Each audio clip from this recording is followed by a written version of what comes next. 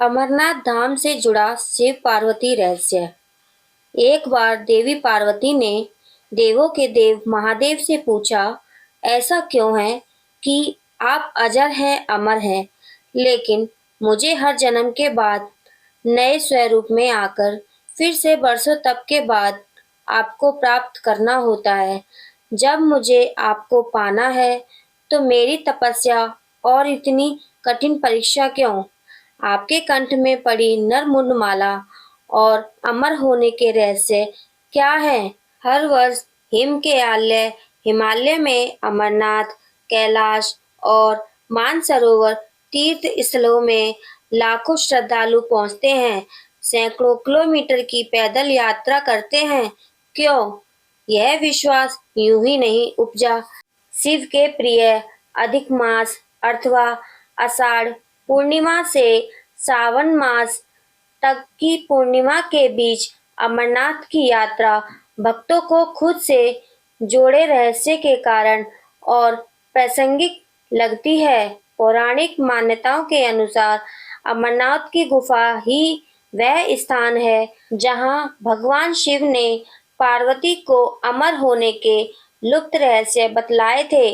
उस दौरान उन दो ज्योतियों के अलावा तीसरा वहां कोई प्राणी नहीं था, ना महादेव का नंदी और ना ही उनका नाग, ना सिर पे गंगा और ना ही गणपति कार्तिकेय। लुप्त स्थान की तलाश में महादेव ने अपने वाहन नंदी को सबसे पहले छोड़ा। नंदी जिस जगह पर छूटा उसे ही पहलगाम कहा जाने लगा। अमरनाथ यात्रा यहीं से शुरू होती है। यहाँ से थोड़ा आगे चलने पर शिवजी ने अपने जटाओं से चंद्रमा को अलग कर दिया। जिस जगह ऐसा किया वह चंदनवाड़ी कहलाती है। इसके बाद गंगा जी को पंचतारणी में और कंठभूषण सर्पों को शेषनाग पर छोड़ दिया। इस प्रकार इस पड़ाव का नाम शेषनाग पड़ा। अमरनाथ यात्रा में पहलगाम के बाद अगला पड़ाव है गणेश स्टॉप। मान्यता है कि इसी स्थान पर महादेव ने पुत्र गणेश को छोड़ा। इस जगह को महागुणा का पर्वत भी कहलाते हैं। इसके बाद महादेव ने जहाँ पिस्सू नामक कीड़े को त्यागा वह जगह पिस्सू घाटी है। इस प्रकार महादेव ने अपने पीछे जीवनदायिनी पांचों तत्वों को स्वयं से अलग किया। इसके पश्चात पार्वती संग एक गुफा में महादेव ने प्रवेश किया।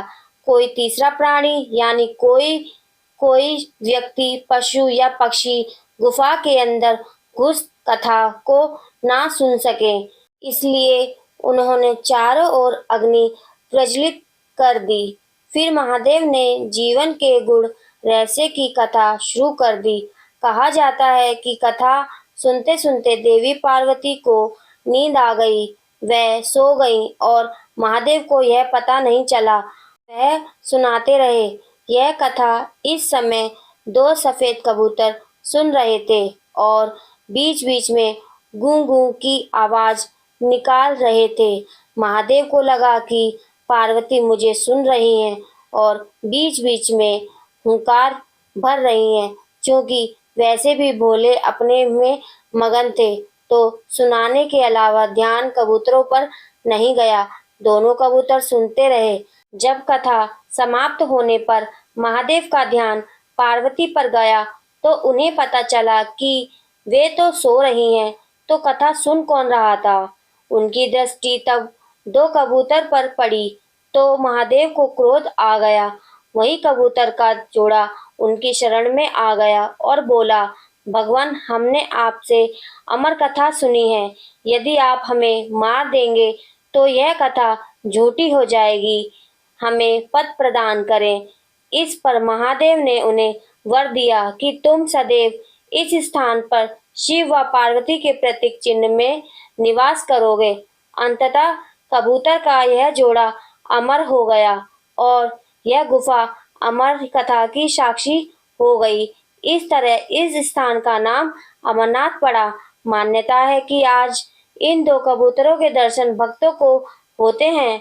अमरनाथ गुफा में यह भी प्रकृति का ही चमत्कार है कि शिव की पूजा वाले विशेष दिनों में बर्फ के शिवलिंग अपना आकार ले लेते हैं। यहाँ मौजूद शिवलिंग किसी आश्चर्य से कम नहीं है। पवित्र गुफा में एक और मां पार्वती और श्री गणेश के भी अलग से बर्फ से निर्मित प्रतिरूपों के दर्शन किए जा सकते हैं।